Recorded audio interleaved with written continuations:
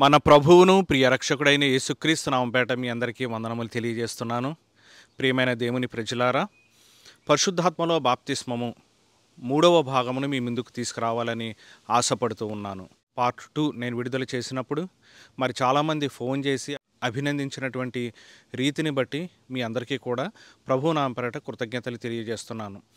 అపోస్తలుల కార్యం 2వ అధ్యాయం 1 నుండి 4 వచనాలు చూసినట్లయితే, పెంతుకోస్తు దినం వచ్చినప్పుడు అక్కడ వారందరూ కూడా గుమికూడి ఉన్నప్పుడు ఏమైందంటే, వేగముగా వీచు బలమైన గాలి వంటి ఒక ధ్వని వారున్న చోట వచ్చింది. వారున్న ఇల్లంతా కూడా ఆ యొక్క ధ్వనితో నిండిపోయింది. అప్పుడు వారు చూస్తూ ఉండగా అగ్ని జ్వాలల వంటి నాలుకలు విభాగింపబడి వారిలో ప్రతి ఒక్కని మీదకి రాగా పరిశుద్ధాత్మతో నిండిన వారై అన్య భాషలలో మాట్లాడసాగిరి అని వ్రాయబడి ఉన్నది. 2వ అధ్యాయము అపోస్తలుల కార్యము 4వ వచనంలో మనం చూసినట్లయితే ఏమనుందండి? 4వ వచనంలో ప్రత్యేకించి పరిశుద్ధాత్మతో నిండుకొనిన వారై ఆత్మ వారికి వాక్శక్తిని అనుగ్రహించిన కొలది వారు అన్య భాషలలో మాట్లాడసాగిరి. ఎప్పుడైతే పరిశుద్ధాత్మ కోసం వారు కనిపెట్టి ప్రార్థన చేశారో, వారు ఒక చోట గుమికూడి ఉన్నప్పుడు దేవుని యొక్క ఆత్మ వారి మీదకి రాగా వారు పరిశుద్ధాత్మతో నిండుకొనిన వారై మొట్టమొదటిగా చేసిన పని ఏంటంటే అన్య భాషల్లో మాట్లాడడం మొదలుపెట్టారు. అక్కడ అనేక మంది యూదులు ఆకాశము కిందనున్న అనేకమైనటువంటి దేశాల నుండి కూడా ఆ సమయంలో అక్కడికి వచ్చారు. వారు అక్కడికి వచ్చినప్పుడు వీరు అన్య భాషల్లో మాట్లాడడం చూసి, ఈ గలిలయ వారు అన్య భాషల్లో మాట్లాడడం చూసి వారు విభ్రాంతికి లోనయ్యారు. ఎందుకంటే వీరు మాట్లాడుతున్నటువంటి భాష ఏదైతే ఉన్నదో అదేంటో తెలుసా అండి? ఈ యొక్క యూదులు ఏ ఏ దేశాల నుండి అయితే వచ్చారో వారి యొక్క స్వంత దేశపు భాషలో గలిలయులైనటువంటి వీరు మాట్లాడుతూ ఉన్నారు. వీరు ఆశ్చర్యపోతూ ఉన్నారు యూదులు. అదేంటి మన యొక్క భాషలో వీళ్ళు మాట్లాడుతూ ఉన్నారు, మన యొక్క భాష, మనం ఏ దేశంలో అయితే పుట్టామో ఆ దేశము యొక్క భాష వీరికి ఎలా వచ్చు అని వాళ్ళు ఆశ్చర్యపోతూ ఉన్నారు. అది వారికి క్లియర్గా అర్థమవుతూ ఉన్నది. ఆ యొక్క సమయంలో వారు ఏం చెప్పారంటే, ఇదిగో వీరు దేవుని యొక్క అద్భుతమైనటువంటి కార్యములను, దేవుని యొక్క గొప్ప కార్యములను వీరు వివరించుచున్నారు అని వారు పలికినట్లుగా మనం చూస్తున్నాం.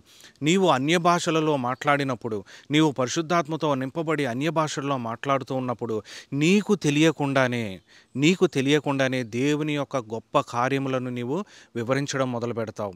1 కొరింథీ 14:2-4 వరకు మనం చూసినట్లయితే 4వ వచనంలో ఏమని రాయబడి ఉంటుందంటే, భాషతో మాట్లాడువాడు తనకు తాను క్షేమాభివృద్ధిని కలుగు చేసుకుంటూ ఉన్నాడు. క్షేమమును అభివృద్ధిని తనకు తాను కలుగు చేసుకుంటూ ఉన్నాడు. తన యొక్క ఆత్మీయ జీవితానికి కావలసినటువంటి క్షేమమును అభివృద్ధిని భాషల్లో మాట్లాడడం ద్వారా కలుగు చేసుకుంటూ ఉన్నాడు. అలాగే 1 కొరింథీ 14:2 వచనంలో మనం చూసినట్లయితే, భాషతో మాట్లాడేవాడు మనుష్యులతో కాదు కానీ దేవునితోటే మాట్లాడుచున్నాడు. ఈ యొక్క విషయాన్ని మనం చాలా జాగ్రత్తగా గమనించాలి. భాషతో మాట్లాడేవాడు ఏం చేస్తున్నాడంట? దేవునితో మాట్లాడుతూ ఉన్నాడు. అది మనుష్యులకు అర్థం అవ్వాల్సినటువంటి పని లేదు. నీవు నీ యొక్క ఏకాంతములో, నీవు నీ యొక్క ప్రార్థనా మందిరంలో నీవు దేవునితో సమయం గడిపేటప్పుడు పరిశుద్ధాత్మ చేత నిండిన వాడై అన్య భాషలతో నీవు దేవునితో మాట్లాడుతున్నప్పుడు నీవు నిజముగానే దేవునితో మాట్లాడుతున్నావు. అది విన్నవారికి అర్థం అవ్వాల్సినటువంటి అవసరం లేదు. అది కేవలము నీకు దేవునికి మధ్యన జరిగేటువంటి సంభాషణ. ఇక్కడ ఉన్నటువంటి యూదులందరూ కూడా ఈ గలిలయులు మరి అన్య భాషలో మాట్లాడుతూ ఉన్నప్పుడు వారిలో కొంతమంది ఉన్నారంటే వీరు కొత్త మద్యముతో నింపబడి మాట్లాడుతూ ఉన్నారంటే, అప్పుడు పేతురు యోహానులు లేచి వారికి యోవేలు ప్రవచించినటువంటి ప్రవచనం గురించి చెప్తూ ఉన్నారు. అంచెదినముల యందు నా ఆత్మను సమస్తమైన జనుల మీద నేను కుమ్మరించెదను. దర్శనములు చూడడం, కలలు కనడం, అలాగే మీ యొక్క కుమారులు కుమార్తెలు ప్రవచించెదరు అన్నాడు. ప్రవచనాలు చెప్పడం, ఇవన్నీ కూడా పరిశుద్ధాత్మ చేత నింపబడినటువంటి వారికి ఇవ్వబడేటువంటి వరాలు. పరిశుద్ధాత్మ చేత నింపబడినప్పుడు నీవు కలలు కంటావు. ఆ యొక్క కళ ఒక భావం కలిగి ఉంటుంది. దానియేలు గ్రంథం మనకి చదివితే అర్థమవుతుంది. అనేకమైన విపత్తుల నుండి మనం రక్షించడానికి దేవుడు ప్రవచనముల రూపంలో, దర్శనముల రూపంలో, కళల రూపంలో మనల్ని హెచ్చరిస్తూ ఉంటాడు. యోవేలు ప్రవచించినటువంటి ప్రవచనమును వారితో చెప్పి ఆ తర్వాత అనేకమైనటువంటి విషయాలు వారితో మాట్లాడిన తర్వాత వారు హృదయములో బహుగా కలవరపడ్డారంట. కలవరపడి, అయ్యా ఇప్పుడు మేము ఏమి చెయ్యాలి అంటే అందులో ఉన్నటువంటి అర్థం ఏంటంటే, ఇప్పుడు మేము ఇటువంటి వరమును పొందుకోవాలంటే మేము ఏం చేయాలి? ఇక్కడ యోవేలు యొక్క ప్రవచనాన్ని మనం జాగ్రత్తగా అర్థం చేసుకున్నట్లయితే, అంత్య దినములలో అని చెప్పబడింది. ఆది అపోస్తలుల కాలమే అంత్యదినాలు అయితే, మరి ఈరోజు ఇంకెంత అంత్యదినాలు? యేసుక్రీస్తు ప్రభువారు రావడానికి ఇంకెంతో సమయం పట్టదు అనిపిస్తూ ఉంటుంది. ఈ యొక్క ప్రపంచంలో జరుగుతున్నటువంటి అనేక విషయాలు చూస్తూ ఉన్నప్పుడు. ఆయన సమయం ఇక వచ్చేసింది, ఆయన రాకడ దినములు వచ్చేసినాయి అని ఎంతో భయం కలుగుతూ ఉంటుంది ఒక్కొక్కసారి. మరి ఈ యొక్క అంచె దినాల్లో యోవేలు ప్రవక్త ద్వారా పరిశుద్ధాత్మ దేవుడు ప్రవచింపజేసినటువంటి ఆ యొక్క ప్రవచనము నీ యొక్క జీవితంలో నెరవేరిందా? దేవుడు చెప్తున్నాడు, అంత్య దినములలో అందరి మీద నేను నా యొక్క ఆత్మను కుమ్మరిస్తాను అన్నాడు. ఆ ఆత్మను నీవు పొందుకున్నావా? ఆయన కుమ్మరించడానికి సిద్ధంగా ఉన్నాడు. మరి నీవు అడుగుతూ ఉన్నావా నిన్ను నింపమని? నీవు నిజంగా పరిశుద్ధాత్మ చేత నింపబడ్డావా? అన్య భాషల్లో మాట్లాడడం అనేటువంటి అనుభవం నీకు పొందుకున్నావా? నీ యొక్క కుటుంబంలో ఈ యొక్క అనుభవం నెరవేరిందా? నీ యొక్క కుమారులు కుమార్తెలు ప్రవచిస్తున్నారా? మీ ఇంట్లో ఉన్నటువంటి వృద్ధులు పరలోక సంబంధమైనటువంటి దర్శనములు చూస్తున్నారా? కలలు కంటున్నారా? యోవేలు యొక్క ప్రవచనం నీ యొక్క కుటుంబంలో, నీ యొక్క జీవితంలో, నీ యొక్క సంఘములో కూడా నెరవేరుతుందో లేదో ఈవేళ చూసుకోవలసినటువంటి, బేరీజు వేసుకోవలసినటువంటి, పరిశీలించుకోవలసినటువంటి సమయము ఆసన్నమైంది. నా ఆత్మ లేనివాడు నా వాడు కాదు అని దేవుని యొక్క వాక్యంలో రాయబడి ఉన్నది. పరిశుద్ధాత్మ చేత నింపబడకుండా నీవు ఆయన యొక్క ఆత్మను కలిగినటువంటి వాడవుగా ఎలా మారతావు? పరిశుద్ధాత్మ చేత నింపబడిన తర్వాత దేవుడు అంటాడు, నీవు నా ఆత్మను కలిగి ఉన్నావు కాబట్టి నీవు నా వాడవు. అంటే ఆ యొక్క ఆత్మను నీవు తిరస్కరించి, నీవు చాలా తేలిగా తీసుకొని పరిశుద్ధాత్మ చేత నింపబడకుండా ఉన్నట్లయితే బహుశా దేవుడు ఒకానొక రోజున నీవు నా వాడవు కాదు అని చెప్తాడేమో. ప్రియమైన క్రైస్తవుడా, ప్రియమైన సంఘమా, పరిశీలించుకోవలసినటువంటి సమయము, ప్రశ్నించుకోవలసినటువంటి సమయము. ఏలయనగా మనము యుక్తముగా ఎలాగూ ప్రార్థన చేయవలెనో తెలియదు కానీ, ఉచ్చరింప శక్యము కాని మూల్గులతో ఆ ఆత్మే మన పక్షముగా విజ్ఞాపన చేయుచున్నాడు అని రోమా పత్రిక 8:26లో రాయబడి ఉన్నది. ఇక్కడ మనం జాగ్రత్తగా గమనించినట్లయితే మనకి యుక్తముగా ఎలాగూ ప్రార్థన చేయాలో తెలీదు. నేను చాలా గొప్ప ప్రార్థనాపరుణ్ణని నీవు చెప్పుకుంటున్నట్లయితే చాలా తప్పు, అది అబద్ధం. దేవుని యొక్క వాక్యం ఏం చెప్తుందంటే, నీకు యుక్తముగా ఎలా ప్రార్థన చేయాలో తెలియదు. నీ ప్రార్థన ఎంతసేపు, దేవా నాకు కారు కావాలి, దేవా నాకు ఇల్లు కావాలి, నాకు డబ్బులు కావాలి, లేకపోతే నాకు ఎవ్వరికీ లేనంత పెద్ద సంఘం కావాలి. అది కూడా ఈ రోజుల్లో ఒక విగ్రహం అయిపోతుంది చాలామందికి. లేకపోతే దేవా నాకు అది కావాలి, ఇది కావాలని చేస్తావు. కానీ దేవుని యొక్క వాక్యం ఏమని చెప్తూ ఉందంటే, నీకు యుక్తముగా ఎలాగో ప్రార్థన చేయాలో నీకు తెలీదు. కాబట్టి ఏం చేస్తుందంట, ఆ ఆత్మ అనగా పరిశుద్ధాత్మ, ఆయన మన పక్షమున విజ్ఞాపన చేస్తూ ఉన్నాడు.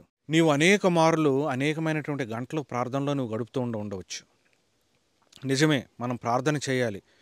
5 నిమిషాలు 10 నిమిషాలు ప్రార్థనలు కాదు, గంటలు మనం ప్రార్థనలో ఉండగలిగితే చాలా మంచిది. నేను ఆ యొక్క అలవాటుని పాటిస్తాను, ప్రోత్సహిస్తాను కూడా. కానీ దేవుని యొక్క వాక్యం ఏం చెప్తుందో తెలుసా? నీవు ఎన్ని గంటలు ప్రార్థన చేయి, ఎన్ని రోజులు ప్రార్థన చేయి, ఎంత ఉపవాసం అన్నా ఉండు, నీకు యుక్తముగా ఎలా ప్రార్థన చేయాలో తెలియదు. అందుకని నీ పక్షమున విజ్ఞాపన చేయవాడు ఒకడు కావాలి. ఆయన నీ యొక్క హృదయంలో ఉన్నట్లయితే నీ యొక్క ప్రార్థనలు సఫలమవుతాయి. లేకపోతే ఏమాత్రము యుక్తముగా ప్రార్థన చేయడము తెలియనటువంటి నీ యొక్క ప్రార్థనలు నిష్ఫలమైపోయేటువంటి అవకాశము చాలా ఉన్నది. నీ యొక్క ప్రార్థనలు సఫలం అవ్వాలి. నీ యొక్క ప్రార్థనలకి సరైనటువంటి జవాబు పరలోకము నుండి నీకు రావాలి. ఆయన సింహాసనము నుండి నీవు జవాబు పొందుకోవాలి అంటే ఈ ఉచ్చరింప శక్యము కాని మూలుగులతో నీ కొరకు విజ్ఞాపన చేసేటువంటి ఆ యొక్క ఆత్మ ఎక్కడుండాలి? నీ పక్కన కాదు, నీలో ఉండాలి. అప్పుడు ఈ యొక్క ఆత్మ నీ యొక్క హృదయంలో నుంచి, నీ యొక్క గొంతులో నుంచి, నీ యొక్క నోట్లో నుంచి సింహాసనం మీద ఆసీనుడైనటువంటి యేసయ్యకు మొర్ర పెడుతూ ఉంటుంది. అప్పుడు నీ యొక్క ప్రార్థన యోగ్యము కాని నీ యొక్క ప్రార్థన యోగ్యముగా తీర్చబడి నీవు సమాధానాన్ని పొందుకుంటావు. ప్రియ సహోదరుడు, ఇక్కడ చూసినట్లయితే మన యొక్క ఒట్టి ప్రార్థనలు నిష్ఫలము. పరిశుద్ధాత్మ చేత నింపబడిన తర్వాత నీవు చేసేటువంటి ప్రార్థన బహు ప్రయోజనకరముగా, బహుశక్తివంతంగా, బహు ఫలభరితంగా ఉంటుందన్న విషయం తెలుసుకో. ఒకసారి మళ్ళీ పరిశీలించుకో. పరిశుద్ధాత్మను పొందినప్పుడు మీరు శక్తి నొందెదరు. ఆ యొక్క శక్తిని నువ్వు పొందుకున్నావా లేదా ఒకసారి ప్రశ్నించుకో. మీకు ఒక చిన్న విషయం నేను చెప్తాను. అన్య భాషల్లో మాట్లాడడం గురించి చాలామంది వ్యతిరేకించి హేళన చేస్తూ ఉంటారు. తెలియపోతే మనం కామ్గా ఉండడం మంచిది, కానీ ఈ యొక్క పరిశుద్ధాత్మ అభిషేకము, అన్య భాషల్లో మాట్లాడడము అనేటువంటి వరము బైబిల్లో పొందుపరిచి ఉంది కాబట్టి నీవు ఖచ్చితంగా నిజంగా క్రైస్తవుడు అయితే నీవు ఖచ్చితంగా దీన్ని నమ్మి తీరవలసిందే. ఇది ఆది అపోస్తుల యొక్క అనుభవం అయితే ఖచ్చితంగా ఇది నీ యొక్క పర్సనల్ జీవితంలో నీ యొక్క అనుభవం అయి ఉండాలి, నీ యొక్క సంఘ జీవితంలో అనుభవం అయి ఉండాలి, నీ యొక్క కుటుంబ జీవితంలో కూడా ఈ అనుభవం ఉండాలి. మనకి ఆ పాస్టర్ గారు ఏం చెప్పారు, వీరేం చెప్పారు, వాళ్ళేం చెప్పారు, లేక ఆ బుక్లో ఏముంది, ఈ బుక్లో ఏముంది, రకరకాల సిద్ధాంతాలు, వీటిని బైబిల్ వాక్యాన్ని విడిచిపెట్టి నువ్వు చుట్టుపక్కల ఎంత తిరిగినా నిష్ప్రయోజనమే. దేవుని యొక్క వాక్యంలో ఏం చెప్పబడిందో అది నీ యొక్క జీవితంలో నెరవేరుతుందో లేదో చూసుకోవాల్సినటువంటి అవసరత ఎంతైనా ఉన్నది. మూడు సింపుల్ పాయింట్స్. ఒకటేంటంటే పరిశుద్ధాత్మతో నింపబడి అన్య భాషల్లో మాట్లాడడం. భాషల్లో మాట్లాడేవాడు దేవునితోటే మాట్లాడుతున్నాడు కానీ మనుషులతో కాదు. భాషల్లో మాట్లాడేవాడు తనకు తాను క్షేమాభివృద్ధి కలుగు చేసుకుంటూ ఉన్నాడు. నీవు అన్య భాషల్లో మాట్లాడాలంటే పరిశుద్ధాత్మ చేత నింపబడినటువంటి వాడవై ఉండాలి. నీవు పరిశుద్ధాత్మ చేత నింపబడాలి అంటే ఏం చేయాలి? మారు మనస్సు పొంది పాప క్షమాపణ నిమిత్తము నీవు బాప్తిస్మం పొందిన తర్వాత పరిశుద్ధాత్మను వరమును పొందుకుంటావు అని పేతురు ఏ రకముగా అక్కడ ఉన్నటువంటి యూదులు మరి తన యొక్క మాటలకు ప్రోత్సహింపబడి ఇప్పుడు నేను ఏం చెయ్యాలి అని అడిగినప్పుడు ఏ సమాధానం అయితే చెప్పాడో ఈరోజు కూడా దేవుడు తన యొక్క వాక్యం ద్వారా నీకు అదే మాటను విడుదల చేస్తూ ఉన్నాడు. ఒకవేళ నీ యొక్క హృదయంలో ఈ యొక్క పరిశుద్ధాత్మ శక్తి చేత నీవు నింపబడాలి, అన్య భాషల్లో మాట్లాడాలి, నేను దేవుని వాడనై ఉండాలి, దేవుని యొక్క ఆత్మను కలిగి ఉండాలి అని నీవు ఆశపడుతున్నట్లయితే నీవు చేయవలసినటువంటి పనేంటో తెలుసా? ఆ రోజు పేతురు యూదులకు ఏదైతే చెప్పాడో ఆ యొక్క మాటను మరి ఒకసారి రిపీట్ చేస్తున్నాను. మారు మనస్సు పొంది పాపక్షమాపణ నిమిత్తము మీరు బాప్తిస్మము పొందండి, అప్పుడు మీరు పరిశుద్ధాత్మను వరమును పొందుతారు.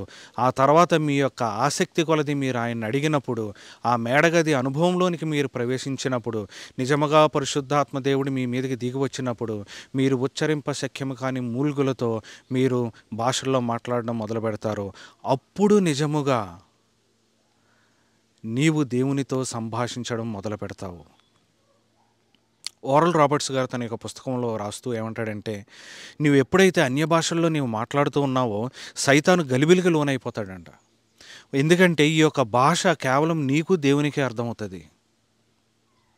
దేవుని యొక్క వాక్యంలో ఇంకొక మాట చెప్పబడినది, మనుష్యుని కుమారుని నీవు దూషించినా నీకు పాప క్షమాపణ కలదేమో కానీ పరిశుద్ధాత్మను నీవు దూషించినటువంటి వాడవైతే ఈ యుగంలోనే కాదు రాబోయే యుగంలో కూడా నీకు క్షమాపణ లేదు. కాబట్టి దేవుడు ఎంత పర్టికులర్గా ఉన్నాడంటే ఆయన శిష్యులతో ఈ మాట చెప్పాడు. ఆయన పరిశుద్ధాత్మను మనం దూషించడానికి వీల్లేదు. పరిశుద్ధాత్మను దుఃఖపరచకూడి, మీరు ఆయన దుఃఖపరిచిన ఎడల మీ వద్ద నుండి వెడలిపోవును అని దేవుని యొక్క వాక్యంలో రాయబడి ఉన్నది.